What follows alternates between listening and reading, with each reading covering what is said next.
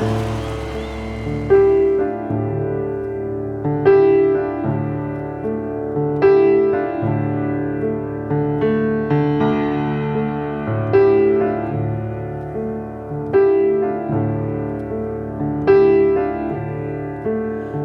can keep what you want.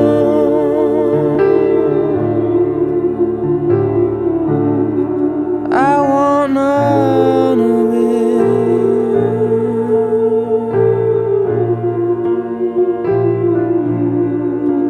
They're just bad memories.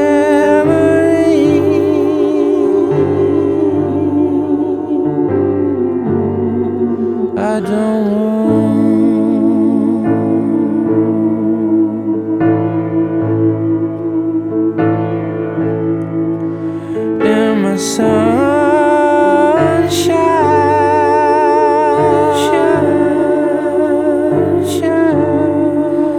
You can pack it up.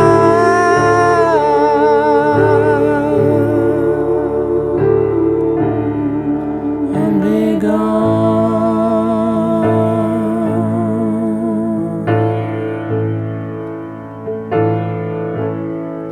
And be gone.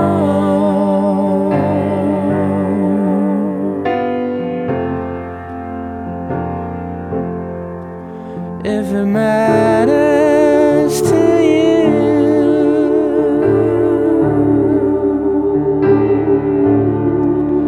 you can sell it all.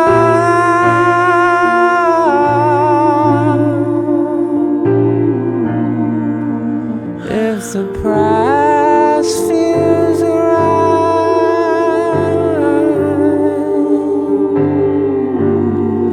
I won't judge.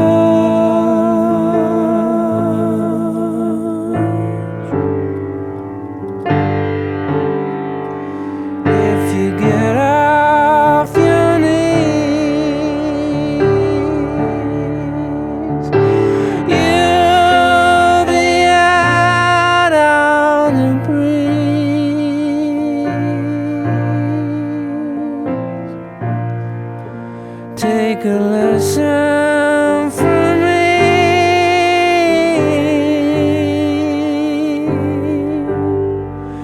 Don't get stuck on a dream.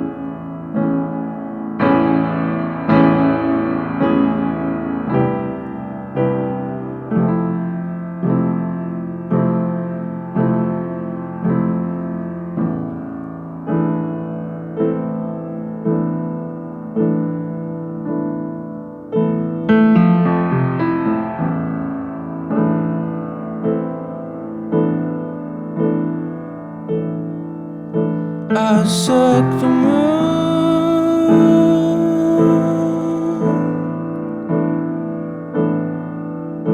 I spoke too soon. And how much did it cost?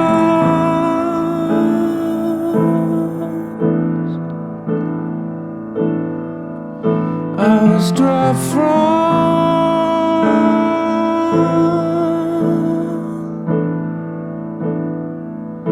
moon.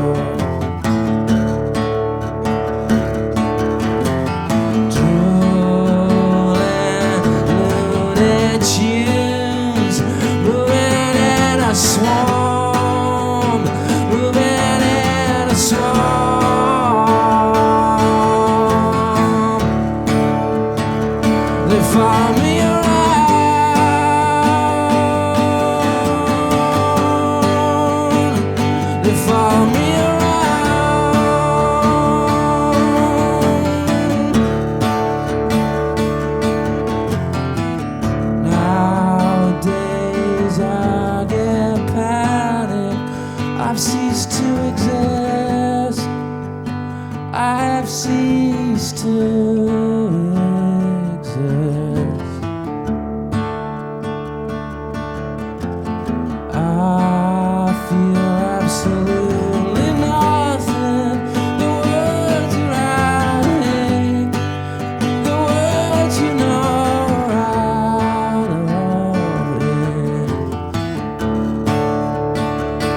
Follow me around.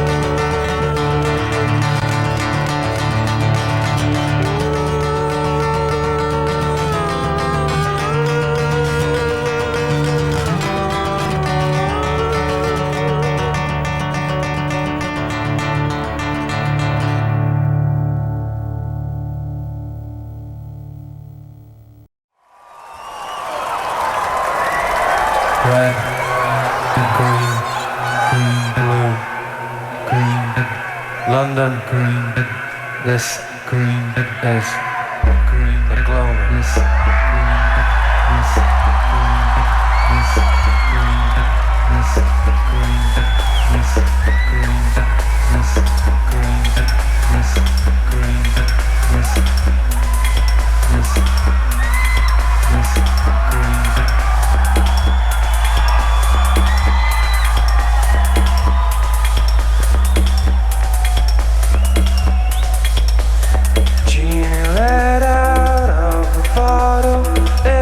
now the witching hour. Genie let out of the bottle. It is now the witching hour. Murderers, you're murderers. We are not the same as you. Genie let out of the bottle. Funny how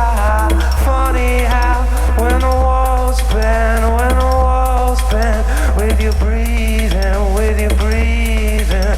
When the walls bend, with your breathing, with your breathing, with your breathing.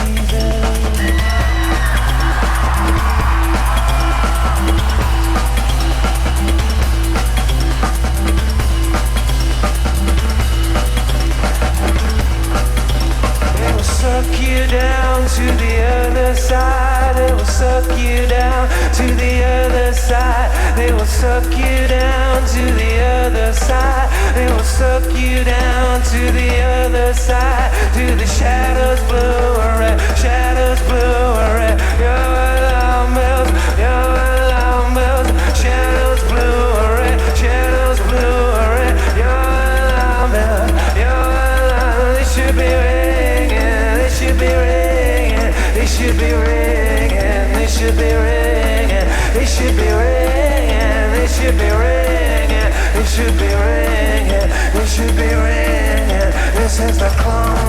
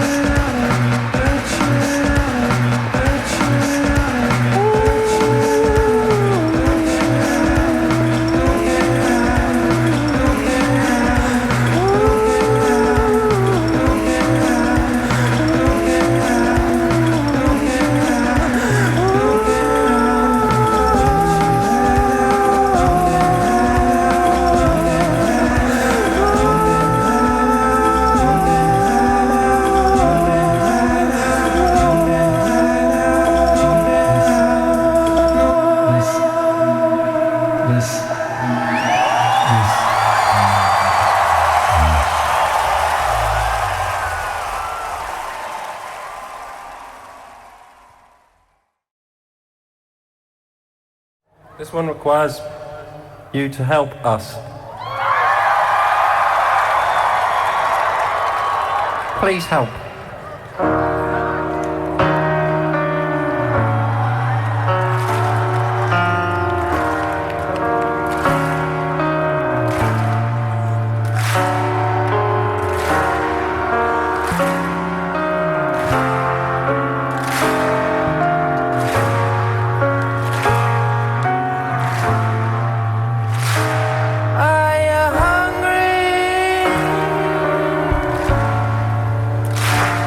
I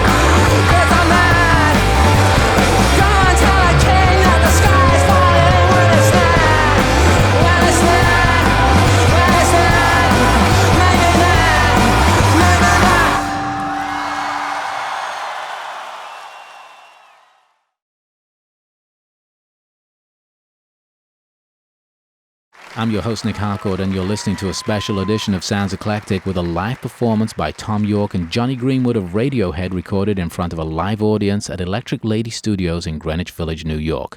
The songs in the first set were surprises. We have another set coming up later.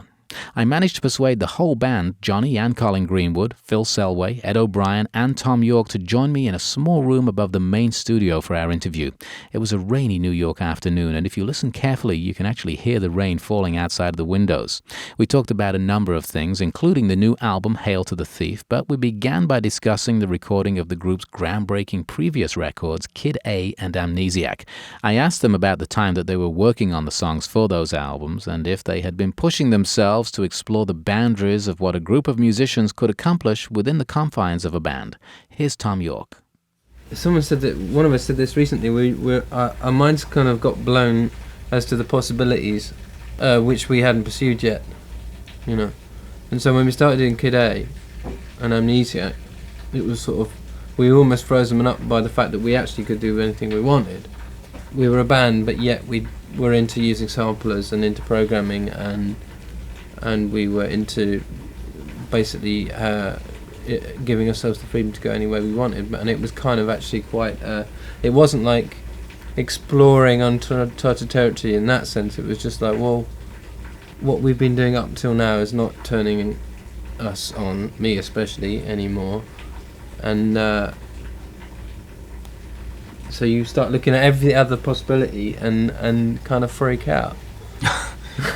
Well, that was after, as you said, all the touring with OK Computer, I guess, right? You just really needed to look at things in a different way. Yeah, I mean, it wasn't just the touring on OK Computer. We basically signed at the end of '91, and we pretty much went on the road from about May '92 and didn't stop until, you know, what was it, the summer '98. I mean, I think the beginning of when we started rehearsing OK Computer, we had a month off, but that was the longest we'd had off. So it wasn't just that; it was the continuation, and we kind of wanted to get to that stage whereby we could go, okay, let's stop. Whoa, we can stop, and you know. I remember at the initial stages of OK Computer when we decided to do Glastonbury and all that, and I remember saying to everybody, not that I hold it against you. But okay, we'll do Glastonbury and then we'll do a few months, but that's it. I can't do any more. I'll crack up. I just won't be able to do any more. We've been, I need to not do this. And a year and a half later, we finally did. And it took me a very, very personally a very, very long time to recover. And that was just on the music. I think everybody suffered from it to an extent. Oh yeah. We were just by the then '98. We were vegetables. Fried, yeah. We were vegetables. A little earlier on, and with the audience here, you're talking about how the songs can be different from the studio to performing them live. And as we just said, you toured a lot during the last few years, even though you've taken time off in between. It's interesting to think of the songs on the last two studio albums in particular as having been conceived and put together in a room or a studio. How did they change, or how do they change when you perform them live? What's strange is how each process, recording and performing live, they inform each other, so that when it came to trying to play Kid A and Amnesiac live, we had to learn quite new processes of playing and techniques of making music. But it was surprisingly simpler than we thought it was. It was much simpler because we were still in that framework of just letting go and being excited by it all. And then when it came to writing these songs for this record, we could use those techniques without thinking about it. And what had been a bit slow during recording Kid A and Amnesiac just suddenly felt very natural and could just be, grabbed, taken off the shelf and used, or whatever process it was, which is great position to be in. It also meant that in a way, when we got into like programming or spending like 2 or 3 days working on sounds before they went down or whatever, towards the end, it wasn't such a big deal. It wasn't. I mean, because everybody now understood the necessary boring bits in the recording. You know what I mean? And it was sort of all right. When you remember Mixomatosis. when I sort of spent more or less 24 hours straight cutting up what you'd done on the drums fill, and like the only way to have got it done was just like, okay, leave me alone and I'll try and do it, and it worked. It was worth doing, but you know, but that wouldn't have happened before when we were doing Cadea and Amnesiac, because it was an insecurity thing. People were like, well, why are we spending 2 days doing this? Why are we spending 2 days cutting up drums or programming the, you know, this bit here or this bit there, blah blah blah. And now it's like, yeah, whatever, you know, fine. If that's what we need to do, let's do it. Right. So it was not just sort of it informed the live shows, and then, as Johnny said, it then informed how we work in the studio, and speed is being of the essence. So each process kind of feeds the other one in a certain way. Yeah. Yeah. And you're not like frozen up by the possibility anymore. You just like get on with it and try and do it quickly, which is something that Nigel's really cool at, because Nigel tends to kick us up the arse saying, well, if you want to try that, try it, and you've got 4 hours. Right. And if you ain't got it done in 4 hours, then we'll do something else. And that's actually really good. Yeah, it's all about speeding up the time between what's in your head and what people hear, and so that it becomes hopefully as natural as possible, however much technology you use. Well, you're talking about Nigel Godrich, obviously, who's produced the last 4 albums, I guess, now. And you did this one in LA. Yeah. We wanted to have a place where we did like an initial thing and we get away from everything else and you just lock yourself in a room. It was a little bit of like, yeah, just that we'd never dream of doing that at all. And a lot of studios you go to, things can just feel quite portentous. And LA never does really, which is quite a nice thing about it. I mean, did it influence any way that the songs came out, do you think, spending that time there as opposed to, you know, the English countryside? Definitely. Yeah, definitely. I mean, I think that when we went back and had the autumn back in Oxfordshire, we did 2 weeks in LA and then 5 weeks in Oxfordshire. The songs changed quite a bit. You know, I think the songs were really, really, really warm. They're really warm. And we sort of, you know... I think we were pretty, I mean, it got a bit sticky towards the end of the 2 weeks when we were tired, but I think we were pretty lightened up about being away. Right. And just sort of concentrating and... I mean, that's all you're there for, isn't it? Which is great. Yeah, and we had 2 evenings off, and we managed to get out on that Sunday and go to the desert, and that was it. And we just worked solidly, but it was fun, because we'd been waiting to do it for ages, you know what I mean? And it wasn't Britain. You're listening to a special hour of Sounds Eclectic with Radiohead. We're stepping away for a moment, but we'll be back with the rest of my interview with the band and another set of live music. Stay close for more Sounds Eclectic.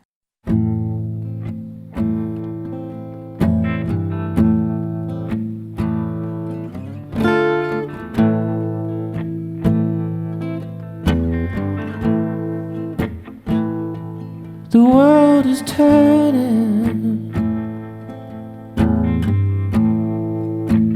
I hope it don't turn away.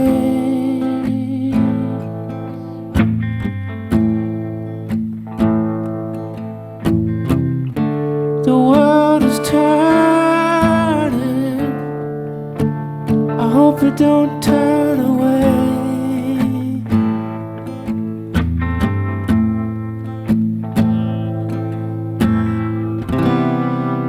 All my pictures are falling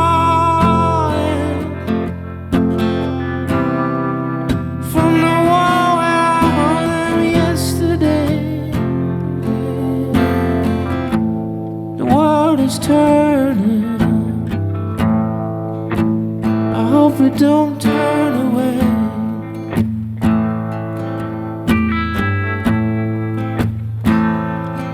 I need a crowd of people, but I can face them day to day.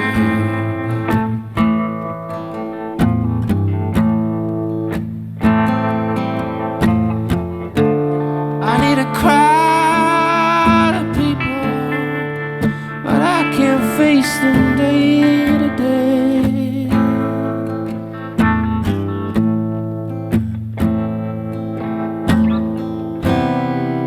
Though my problems are meaningless,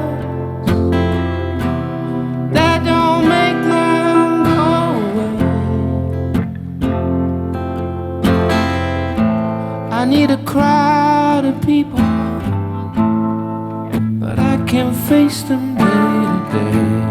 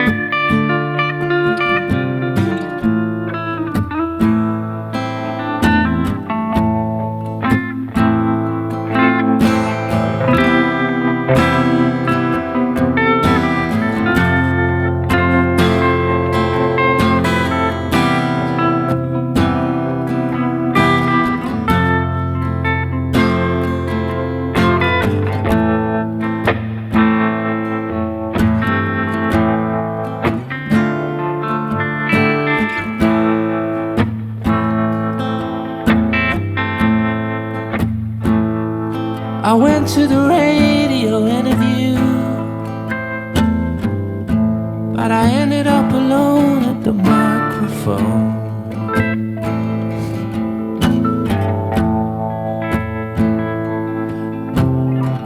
I went to the radio interview, ended up alone at the microphone.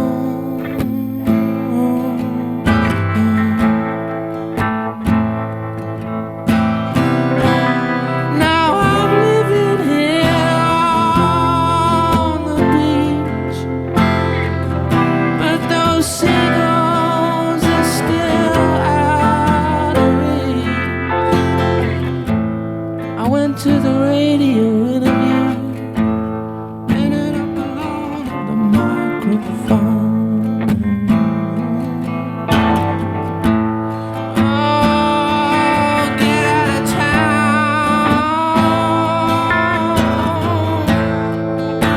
Think I'll get out of town.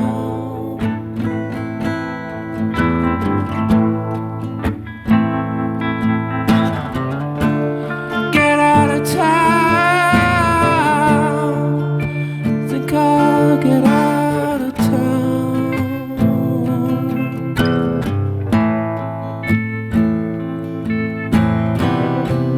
Head for the sticks with my boss and friends.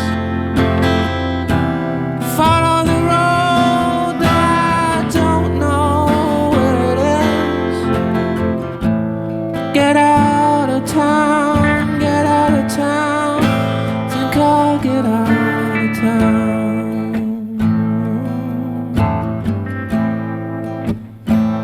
'Cause the world is turning. I hope it don't turn away.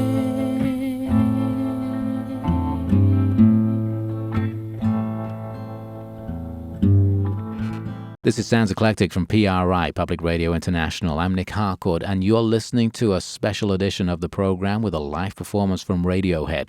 We have another set of music coming up with Tom York and Johnny Greenwood in just a few moments' time, but first up, more of my chat with the band. Now, in a recent interview in Spin magazine, while talking about the title of the band's new CD, Hail to the Thief, and whether or not it was a political statement, Tom York was quoted at that time saying that during the making of the album, he became obsessed with how certain people are able to inflict incredible pain on others while believing that they are doing the right thing. I asked him what he meant by that. A lot of the record is about that, the frustration and powerlessness and anger and the huge gap between the people that anoint themselves and put themselves in control and the people that allegedly voted for them. I mean, that was something I really couldn't get away from on the record. It was really apparent all the time. I know that a couple of you are dads. I know that you became a dad a couple of years ago. Who else is a dad? Yeah, I am. I became a dad myself 3 months ago, and what a perspective shift I experienced just in this brief period of time. How does that life experience impact the way you write? Talking about writing. I'm looking at you, Tom. No, I was just thinking. I mean, the lack of time is the obvious one. when you go and you work quickly, and becoming a dad makes you think about what it is that you do yourself. And personally speaking, it made me consider that music is something as a gift rather than something to be frustrated about and angry over. But the other side of the coin is that I think one of the most important things on this record, although I don't think I thought about it at the time particularly, or maybe I did, was that feeling of anger and frustration at being totally powerless to change the future that awaits our children. I think that you'd not be human if you didn't feel like that. And I think this record, from the title to the music to the lyrics and everything, is that, really. It's the core of the record. It's like, how dare you destroy our children's future, you mother. Ed, you said in a recent interview that Hail to the Thief represents the end of an era. What do you mean by that? Well, I don't know. I mean, it just, there's something about the way that we've recorded this, we've made this record, that it may be to do, when I said that, maybe to do with the fact that it's the first time the recording session has been really easy, and it feels like we've employed ways that we've made this record in a way that has drawn upon things, particularly because of the live thing, but drawn upon things of over the last 5 records. And we've kind of, Nigel said at one stage, this is the album that you've deserved to make. And okay, we've kind of done this now, so personally speaking, it feels like we really, really need to sort of go away and do something completely different. You're right. There's also, I think, it has set a lot of ghost to rest. Exactly. Yeah. I think things that have been lurking there from as far back as Pablo Honey. Yeah. Actually managing to get through those anxieties when you're in the studio and do that. It's just like, okay, right, that is behind us. Yeah. Now, so. We've got we haven't talked about it, but we haven't even talked. I feel vaguely embarrassed saying that it feels like an end of an era, but it really, really does. It kind of like. It's time. It's time to really change, because right. because it's what you do is what we've been doing is also a young person's game. Right. It really is. We're old gits now. Everyone's getting older. If you want to carry on doing it, you have to change the way that and the music has to follow suit. Maybe Do you have to get like mid-tempo? We've been doing that all our lives. We're getting faster. We're actually getting faster. We're getting. It's where it's It's midlife crisis, isn't it? Yeah. No, I can do this still. Really? I just got to not get wasted the night before. That's the key.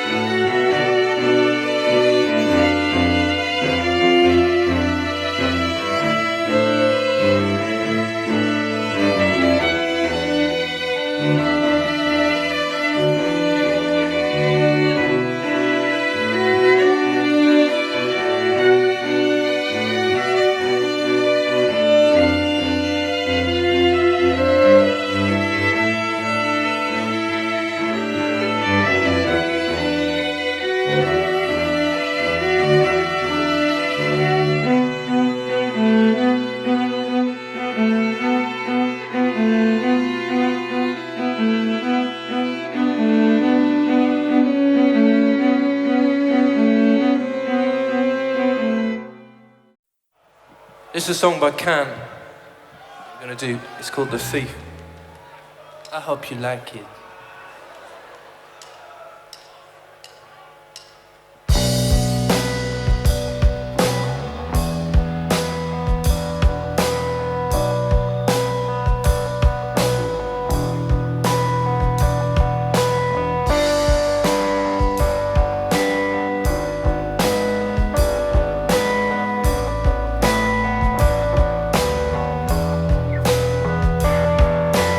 What must have been a thief?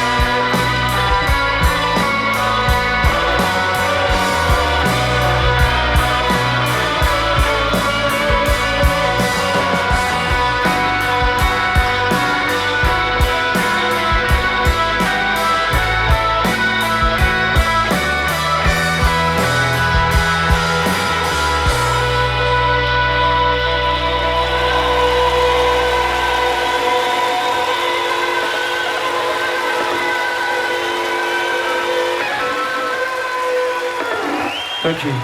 Thanks very much.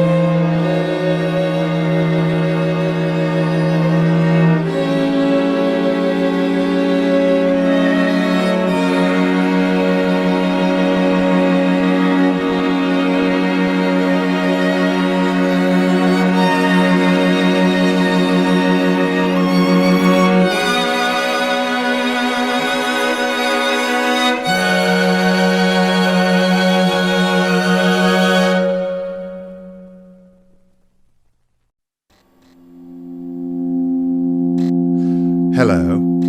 Welcome to the most gigantic lying mouth of all time. All the footage you're about to see has been pre-watched by adults.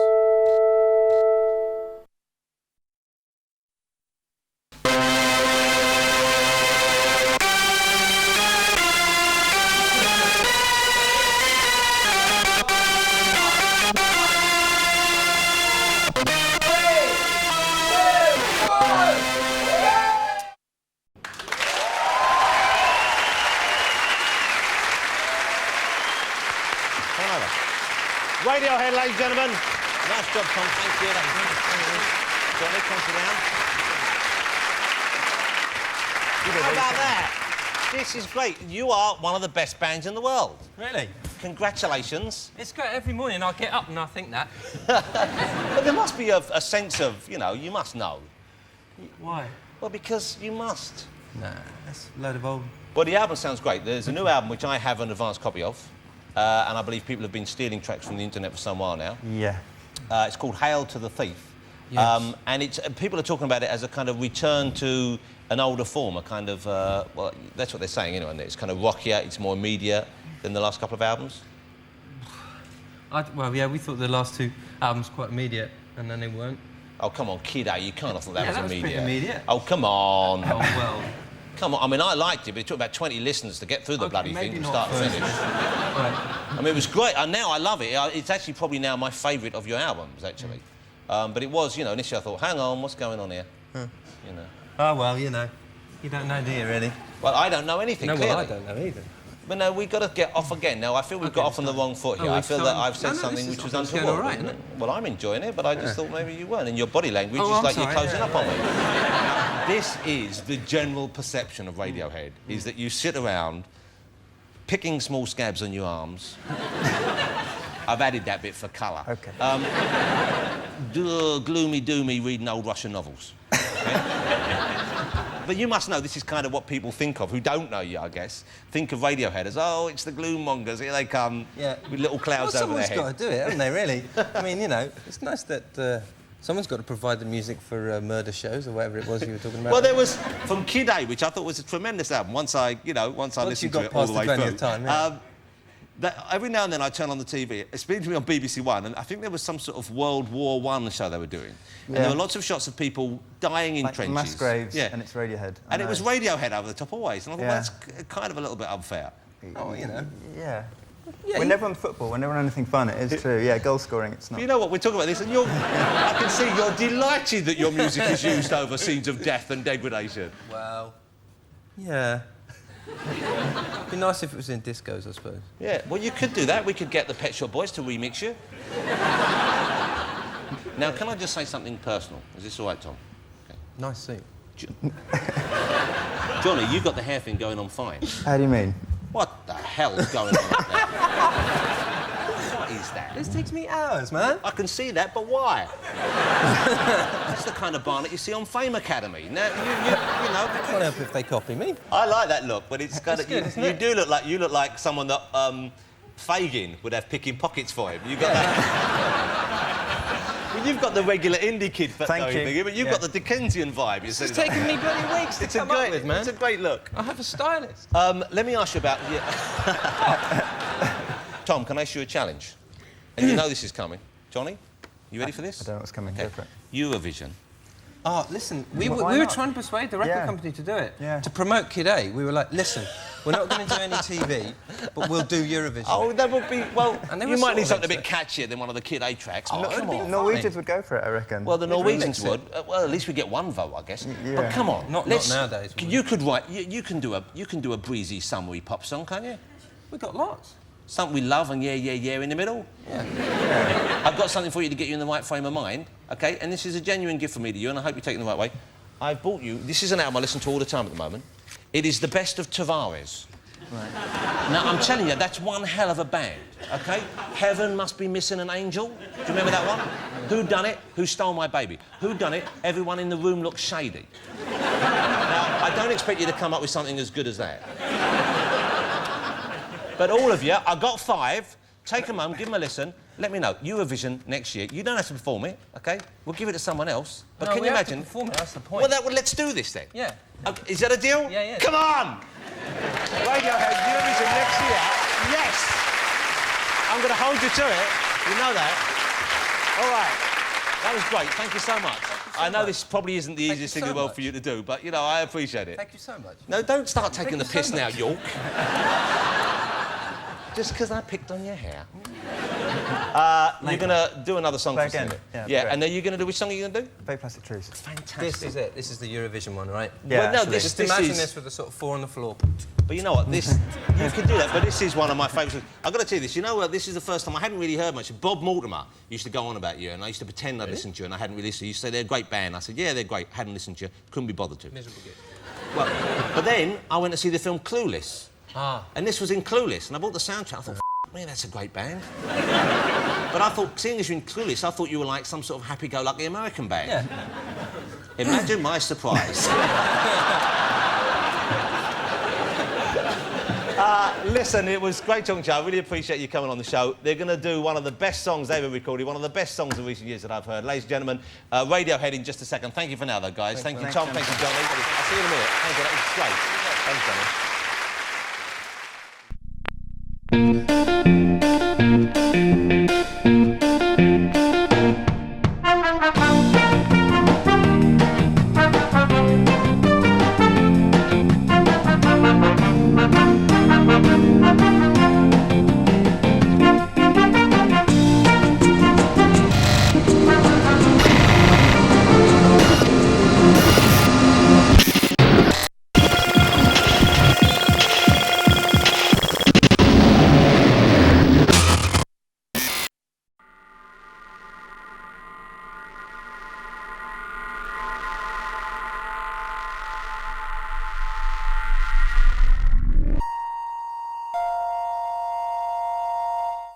most gigantic lying mouth of all time.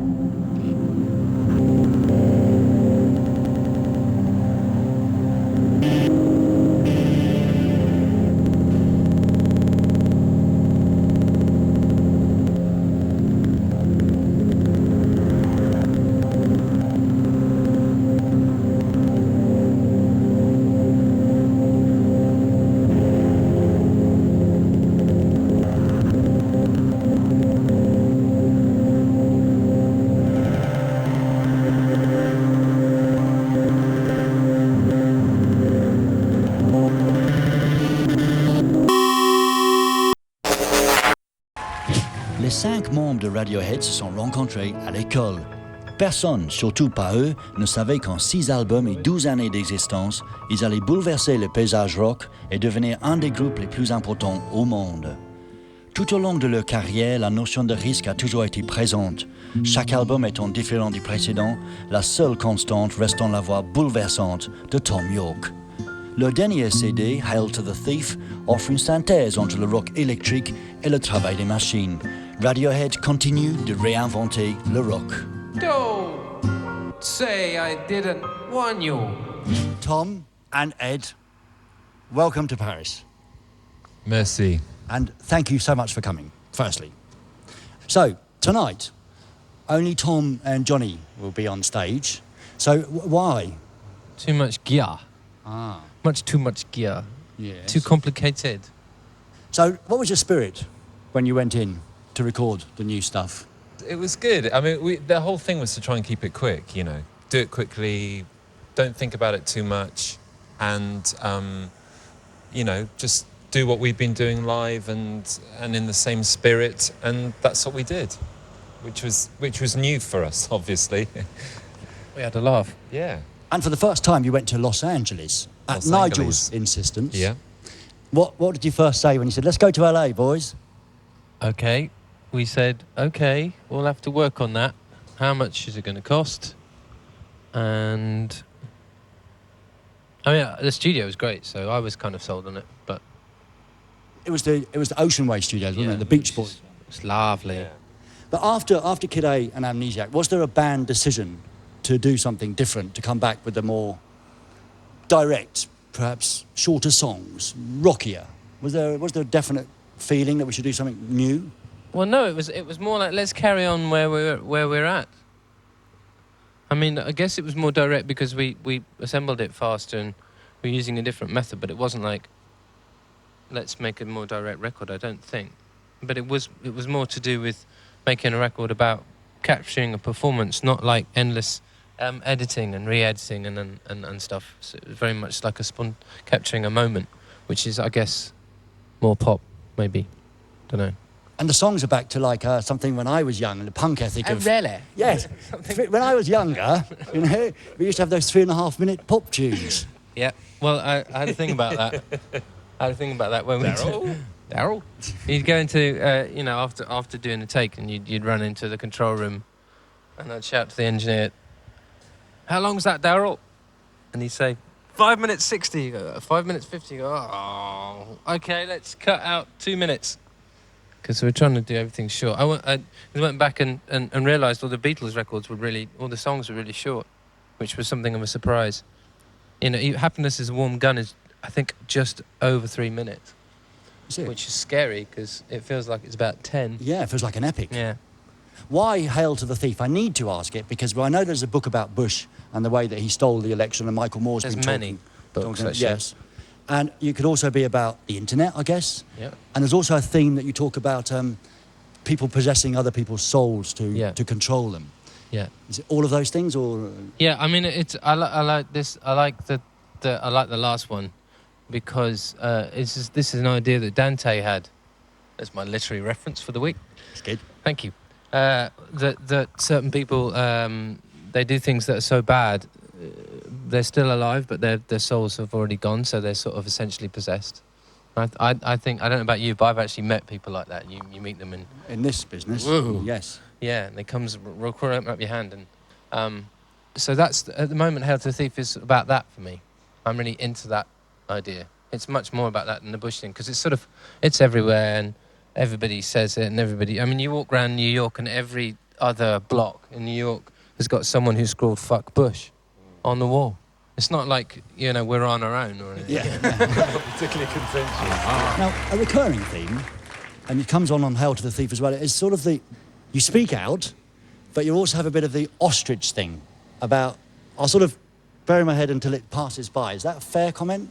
I think the record is a conflict between being incredibly angry and being so tired you want to give up. You want to give up even thinking about it, because it's totally out of your hands anyway, la la la. But that's the trick, you see, that's how they get you. That's when people stop participating in democracy, that's when fascism occurs. Absolutely. And that's when idiots get in charge. But do you really feel that you can't change anything, that you can't... No, by standing... I don't. No, I don't. But the record was very much involved with feeling that, yeah. Now, finally, you're hailed as one of the most important bands in the world. Does that phrase mean anything to you guys? I mean, when you win awards and things, I guess it's recompense for what you've done. Is it something you think about? Yeah, I think about it when I'm doing my son's nappies. Son? I'm Son, a spokesman for I a really generation. shouldn't be dealing with your shit right now. I'm far too important. And there's not been a greatest hits yet. Will there be? No. Can you envisage? No. Only when the band is over. That's the only time that a greatest hits when is... we need the money. Yeah, when we need the money. Yes. No, when the band is over, because otherwise it's terrible. I can't understand like greatest hits halfway, because like Queen did their greatest hits, and the first one is impeccable, isn't it? It's absolutely genius, and then the rest was all rubbish after that. Well, it was kind of, wasn't it? You can start a debate off in a minute. No, okay, it's not rubbish. It's not rubbish, but it's not Seven Seas of Rye. It's not, That's the old the Ben syndrome. That is, man. What's that? We'll have exactly the same. Well, probably, but it should be at the end of the after career. OK Compute was pants. No, but we haven't done a greatest hits album. You see, it's once you do, it's like there's a trade-off there. There's a creative trade-off. But Blur did a greatest hits, and they've done a good record. But how are you going to do it if Tom doesn't ever listen to any of the old records? How are you going to choose? Who's going to decide? We'll delegate. We'll delegate it. Delegate it. Yeah, I'll do someone it. in the office. Yeah, exactly. Thanks so much. Thank you very much, guys. Hello. Welcome to the most gigantic lying mouth of all time. I've just returned from the screening room and I'm rigid with excitement. Why? Because I have a banquet of footage for you to feast your eyes on. So sit back, relax, and eat, eat.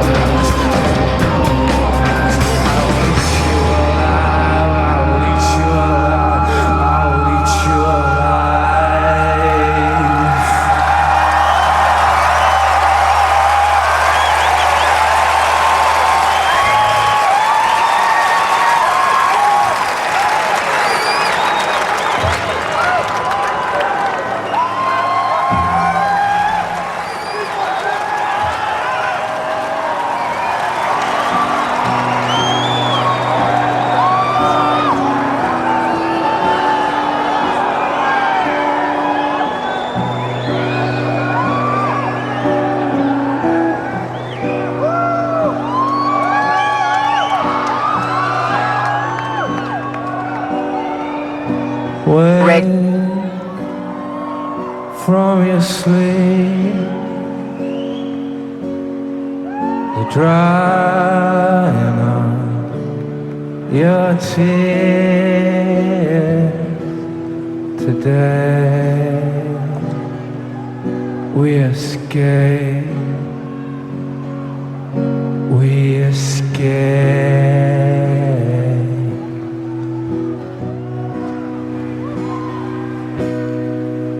Pack and get dressed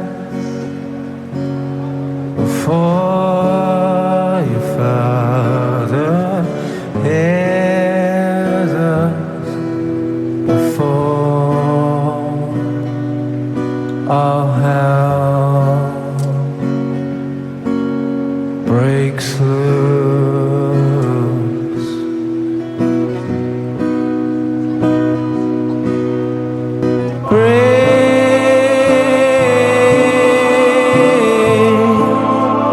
Keep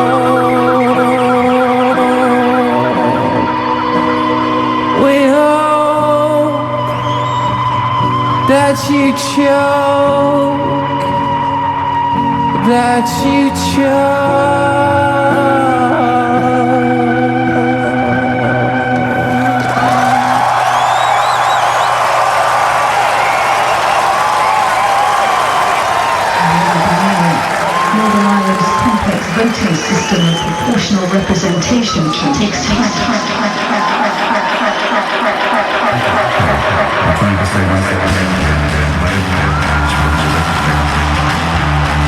Rather than spend time with their rough. It's sad, but many Americans seem to think of Thanksgiving now.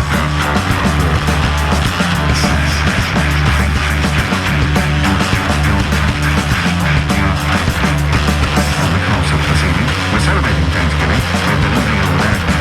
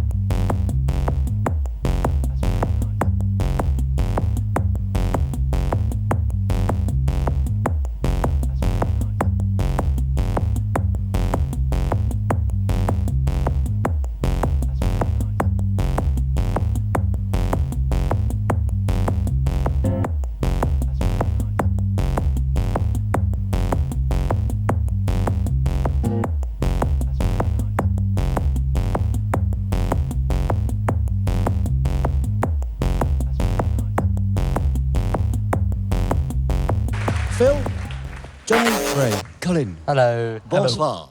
Bonsoir. And good evening and welcome to Paris. Thank you. Thank you very And much. thank you all for coming. Even though two of you sitting here tonight will not be appearing. You'll be at the bar, but not actually playing.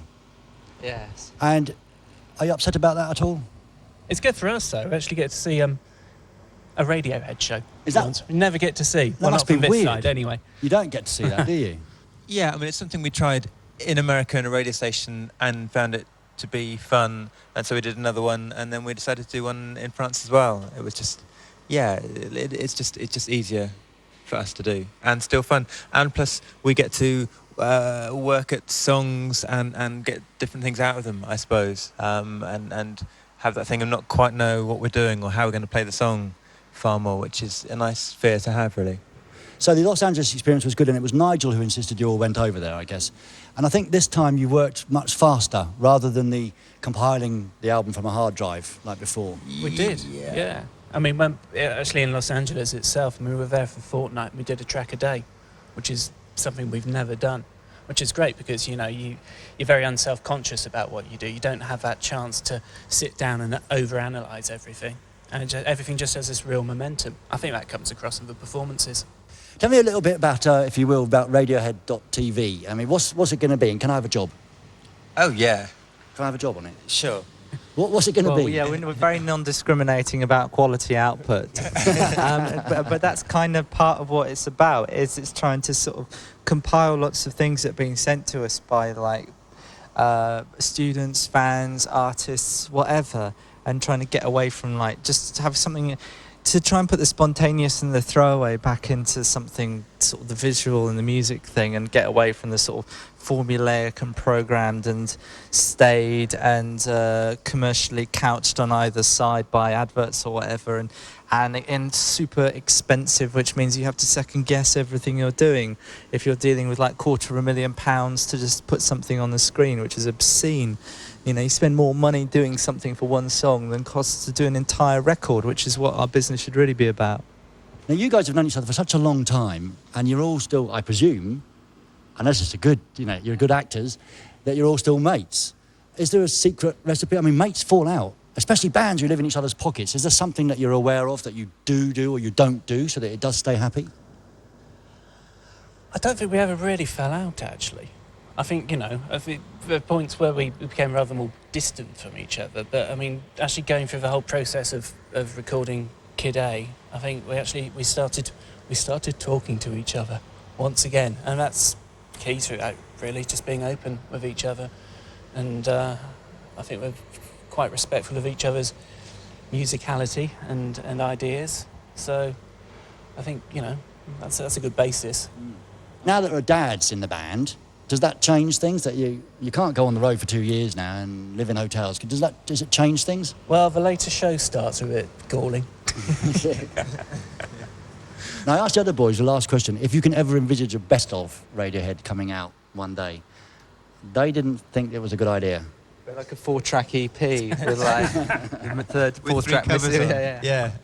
Okay. With Nobody Does It Better on, possibly. Yeah. Yes, I remember that. So, best of. I don't know. Tom always wanted to call one of our records the best driving music in the world ever. So maybe we should do that instead. We'll see. Okay. It's been done, hasn't it? I think it has. Yeah. Don't tell him it was a good idea. All the good ideas have been taken until you come up with another one. Thanks very much for joining us.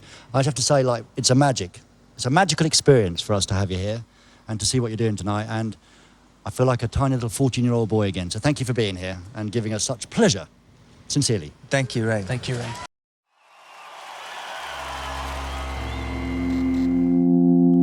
Hello. Yesterday I woke up sucking a lemon, but today everything is in its right place.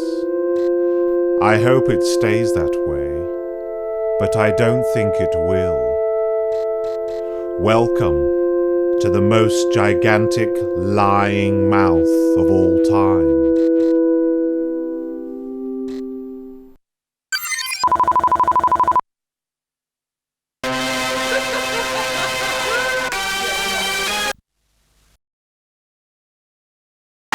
talking with Tom York of Radiohead.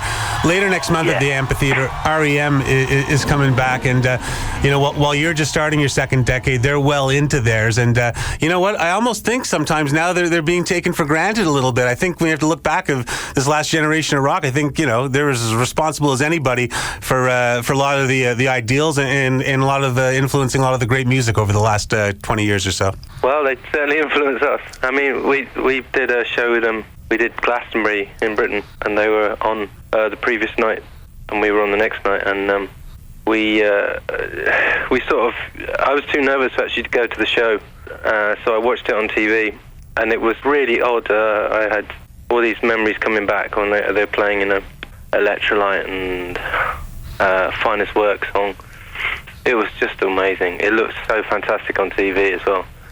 They got a new drummer now, and they're playing like the Finest Work song better than the record. It's just absolutely blinding. It's really exciting. Of some of the later records, anyone like stick out as you as a favorite, like Up or something like that? Which I think Up's an underrated record. Yeah, Up is, I don't know, yeah. I mean, I'm not going to sort of start saying what are my favourite records or what's not my favourite records, really, because Michael might listening. Last October, you did the Neil Young's Bridge show in San Francisco, and with the Foos and Ryan Adams and Tenacious D. Did you make any new friends at that show? Yeah. Well, I mean, the meeting Neil Young was a big thing for me. I still can't. Yeah. Anyway, what can I say? It was a really nice vibe as well. It was not.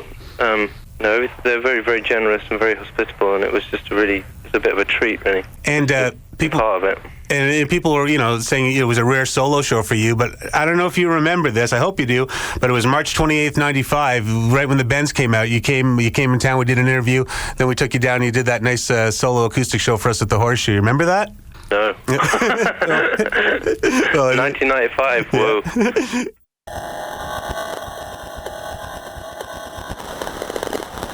I'm Nick Harcourt, and this is Tom York and Johnny Greenwood of the band Radiohead recorded live for Sounds Eclectic.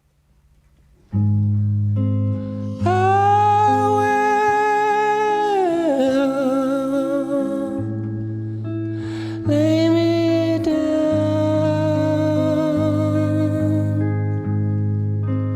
in a bunker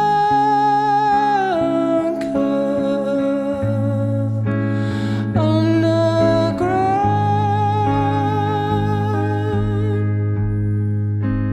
I won't let this happen to my children.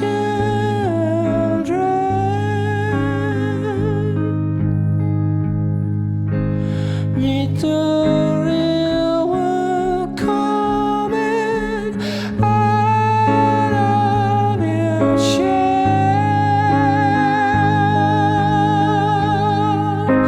with white elephants sitting ducks.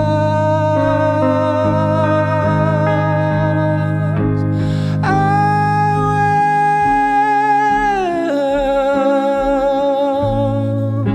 will rise up.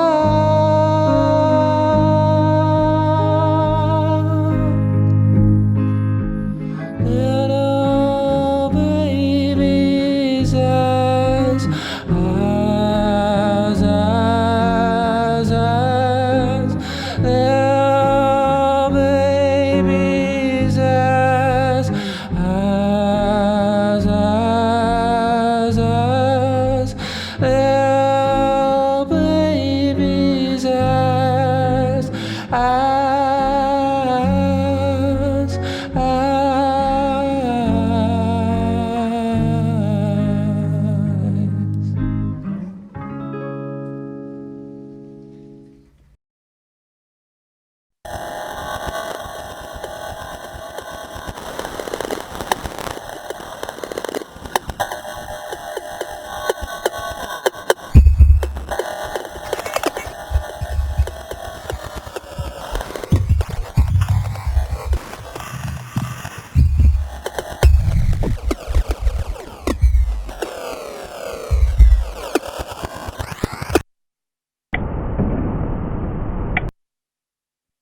Typing for contact. Check regular orders. Proceed with stasis filing. No adjustment. Regular orders. Calculated battery.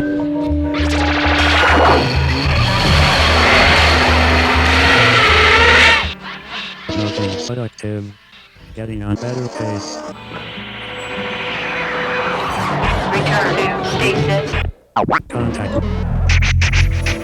Do not proceed through plug hole. Unplugged hole 3. Malfunction in row 3. Employee sleeping. Employee too comfortable.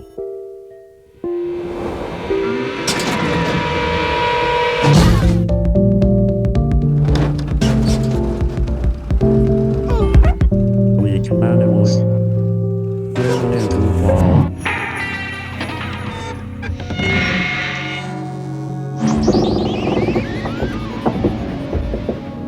Contact on hole 3. Calculated better member of society.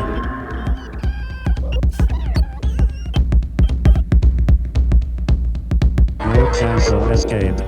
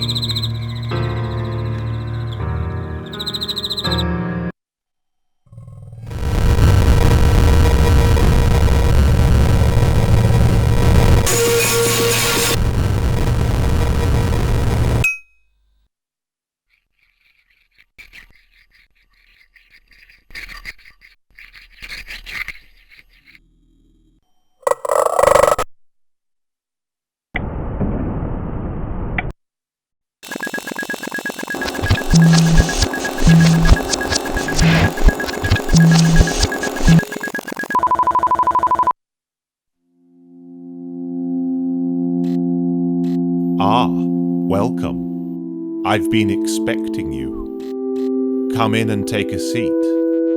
I've got something to show you. It is, without doubt, the most gigantic lying mouth of all time. Enjoy.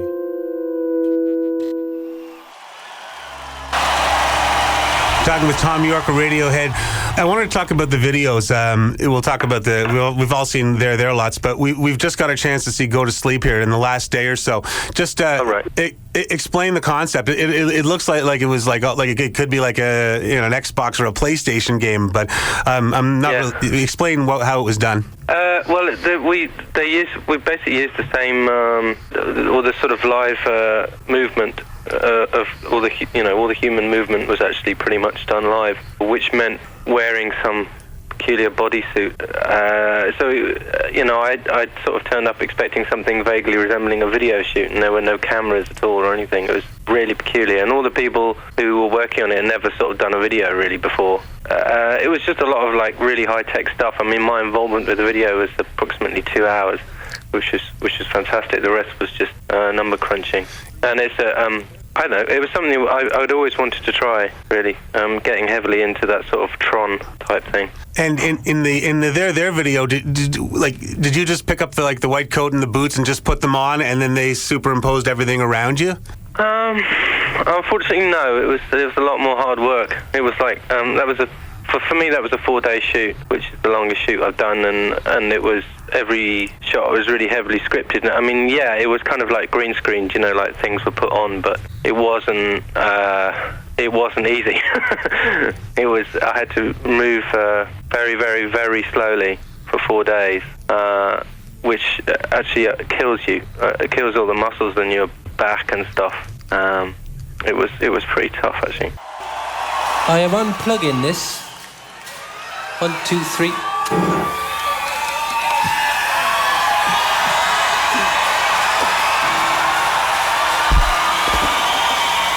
It's inside.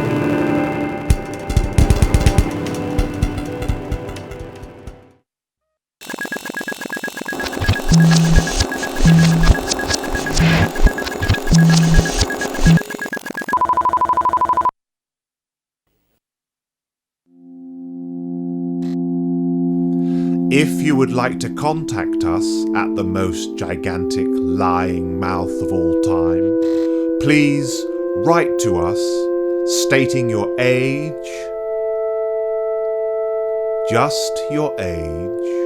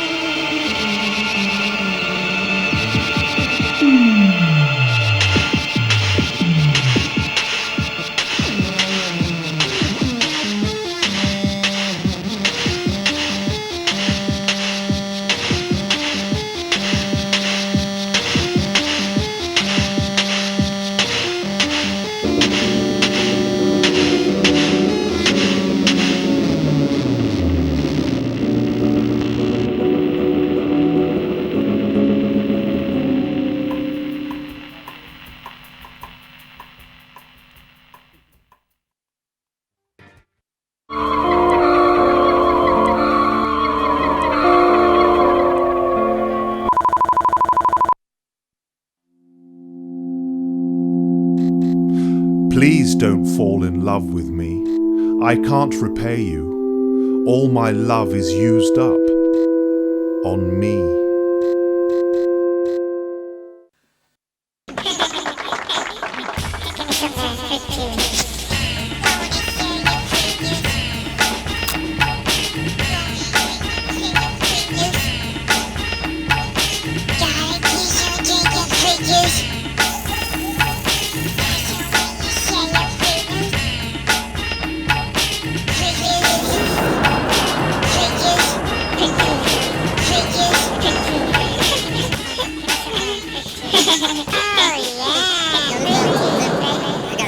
About feed you. It's not that you feed you. I don't feed you. I'll feed you. I'll feed you. Ask your pharmacist. Now, feed you. You do not feed you. Let him feed you. You be like that. You have a chance. You am freaky. You got a freak loose. Not like a screw loose. But that's a freak loose. That's a freak loose. That's all you can do.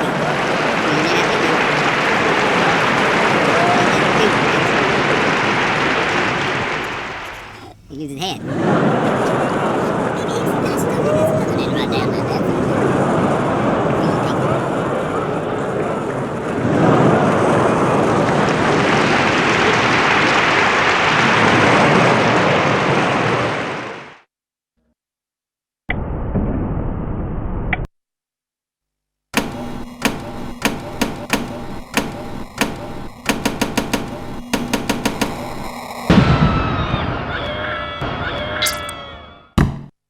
Number 1, a whole chicken.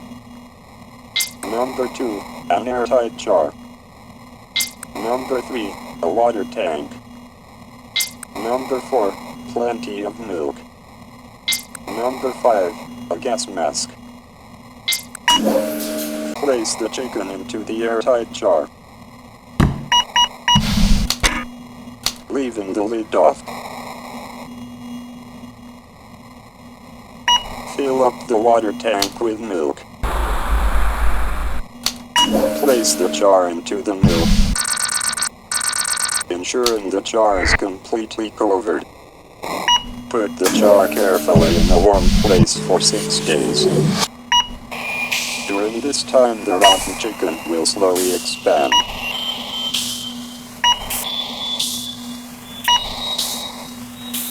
The milk will turn green or gray. Move the jar to a hidden corner near Camden Town Tube Station. Leave the area immediately. The jar will crack at any moment, spreading the harmless foul stench into the air, causing the public to evacuate the surrounding area.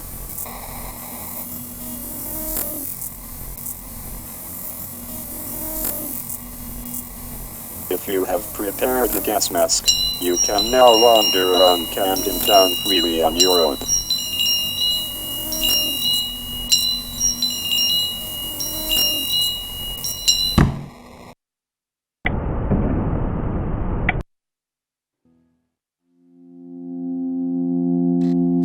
What is fear? Fear is the clip-clop of police horses. Clip-clop, clip-clop, clip-clop. Sleep well.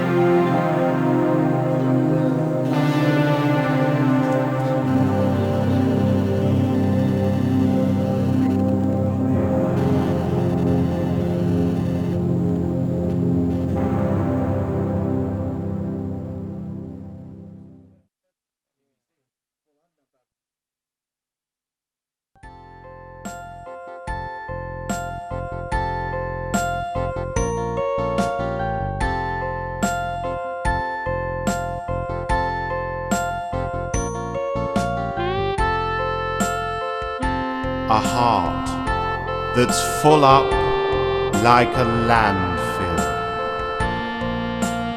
A job that slowly kills you and bruises that won't heal.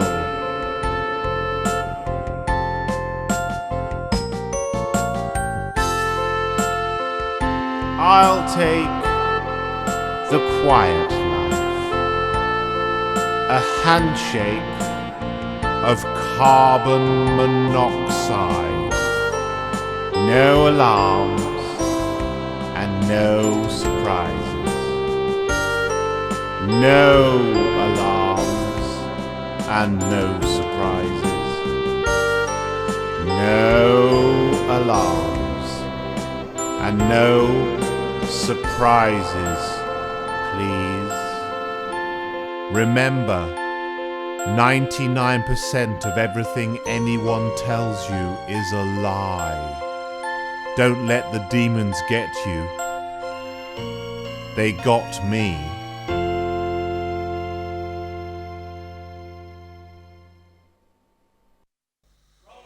This is the stupidest thing you've ever done, Daryl. Thank you. Good afternoon. Is it afternoon or morning? No, it's Evening. Morning. Good evening. Is it? Evening, yes, it's evening. Yeah. So, good evening, Tom. Hi. What's the last freebie you ever got, and how did you get it? Last freebie I've got was a Russian egg. From some big fish in Microsoft I don't know the name of. Very He asked me good. to go to Russia. What's the most money you've blown in a single day? Ooh.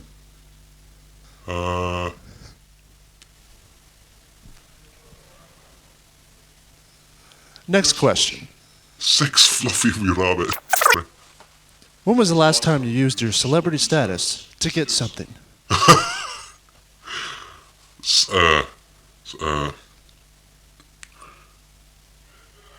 Yesterday,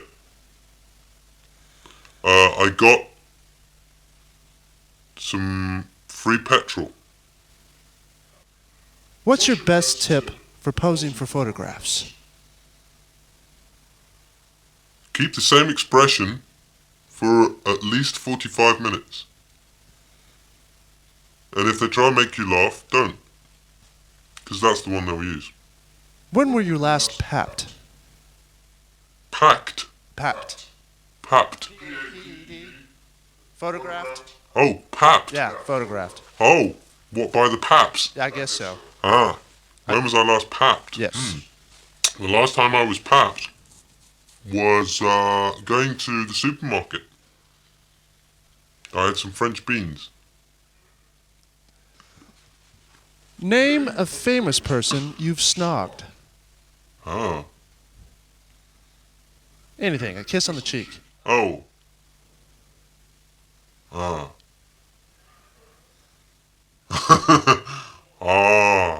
I couldn't possibly reveal that information.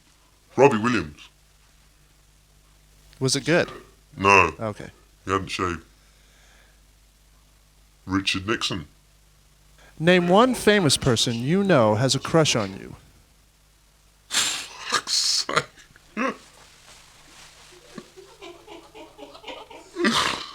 Well, no, if I think about this carefully, it would have to be,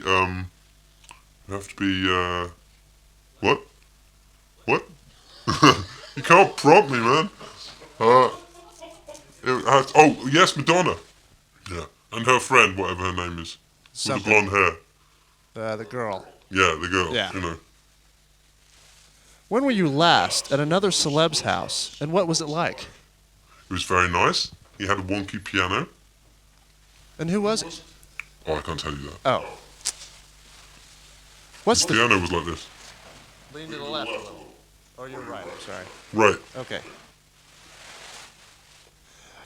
What's the best present you've ever received from a fellow celeb? I got a purse once. That was excellent. A purse for my loose change. What color was it? It was red and yellow. Sparklies or and not? pink No sparklies. And green. with fluffy rabbits. What is the best thing about being a celebrity? Getting free petrol. Thank you, Tom, for this Thank interview. you so much. It's been wonderful. Thank you. Have a great day. We climbed mountains so high it seemed as if we would scrape the moon, but the Polar Express never slowed down. Faster and faster we ran along, rolling over peaks and through valleys like a car on a roller coaster.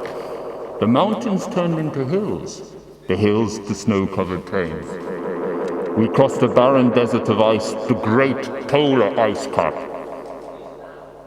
Lights appeared in the distance. They looked like the lights of a strange ocean liner sailing on a frozen sea. There is the North Pole. Is that enough?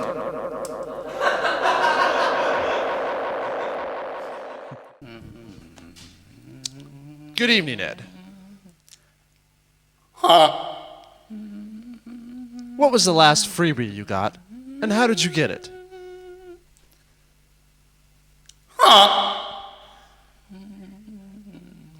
What was the most money you've ever blown in a single day?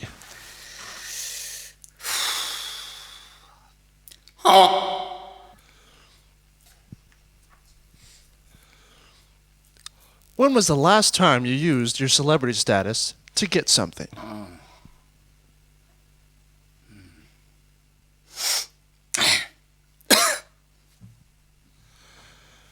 Have you ever been to the Met Bar?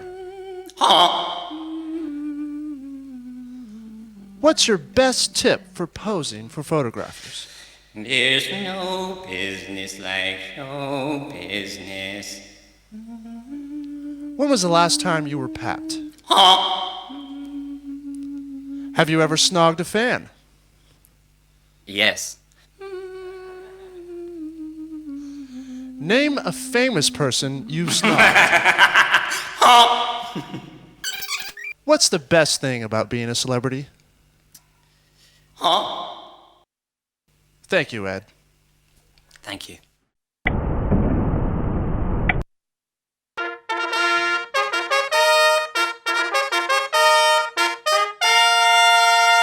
Good evening.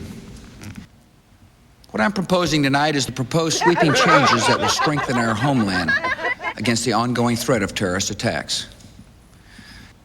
Americans should continue to do what you're doing. Go about your lives, but pay attention to your surroundings. Add your eyes and ears to the protection of our homeland.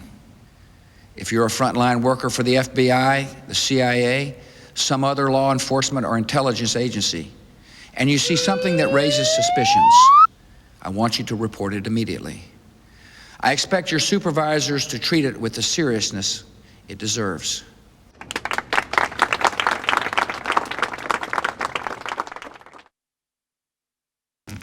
During the next few minutes, I want to step 2, 3. I want to step 2, 3. I want to step. I want to step. I want to step 2, 3. I want a new reality in American life. I want to point the finger of blame. I want to increase the size of government. Another step 2, 3. Abu Zubaydah. Abu Zubaydah. You're now learning terrorists prepare for summer vacations. Every day I expect innocent arrest. Another step, another step, another step, 2, 3. The intelligence, pay attention to what you're doing.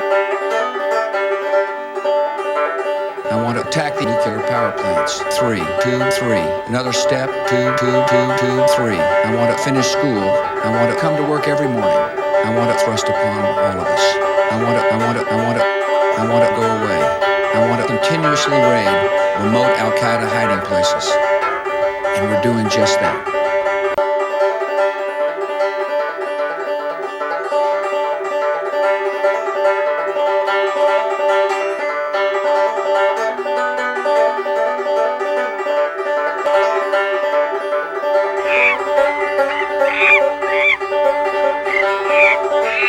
T-minus 10, 9, 8, 7, 6, 5, 4, 3, 2, 1, 0. Ignition.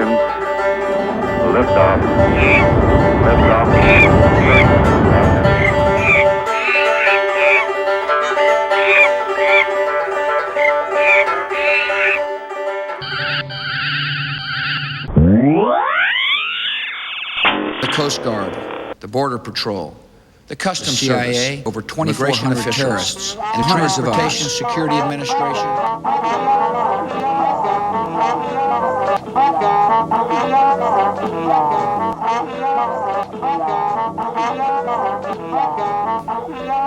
Thank you for listening. Good night, and may God bless America.